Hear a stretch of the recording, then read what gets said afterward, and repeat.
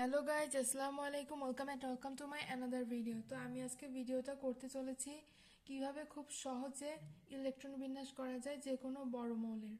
তো আমি আজকে জেননের ইলেকট্রন বিন্যাস করে দেখাবো। সেই জন্য আমাদের কিছু জিনিস জানতে হবে, যেমন SS, PS, PS, DPS, DPS, FDPS এবং এফডিপিএস। এই কয়েকটা আমাদের মনে রাখতে হবে।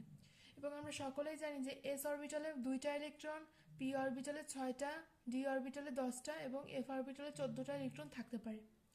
তো সর্বপ্রথম আমরা এই যে এখানে লেখা আছে এটা আমরা এখানে ক্রমানুসারে লিখে যাব, একটু ফাঁকা ফাঁকা রেখে।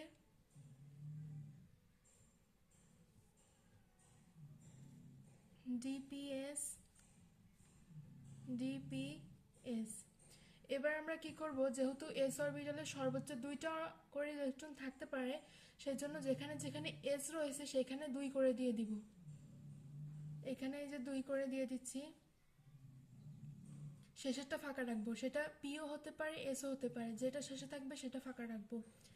এবং যেহেতু পি অরবিটালে 6টা করে থাকে, তো আমরা 6 করে দিয়ে দিব পি যেখানে যেখানে রয়েছে। আর ডিতে যেহেতু 10টা ইলেকট্রন থাকতে পারে, সেজন্য আমরা 10 দিয়ে দিব যেখানে যেখানে ডি রয়েছে। এবার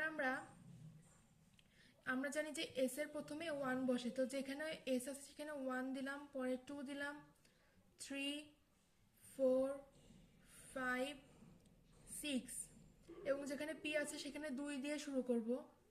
2, 3, 4 এবং 5 এবং যেখানে ডি আছে সেখানে 3 দিয়ে শুরু করব। 3, 4। এবার আমরা যদি কাউন্ট করি তো এখানে মোট 54টা ইলেকট্রন রয়েছে। যেহেতু এখানে 6 এস এর কোনো প্রয়োজন পড়েনি, তো এখানে আমরা 0 দিয়ে দিব। এইটাও একটা ইলেকট্রন।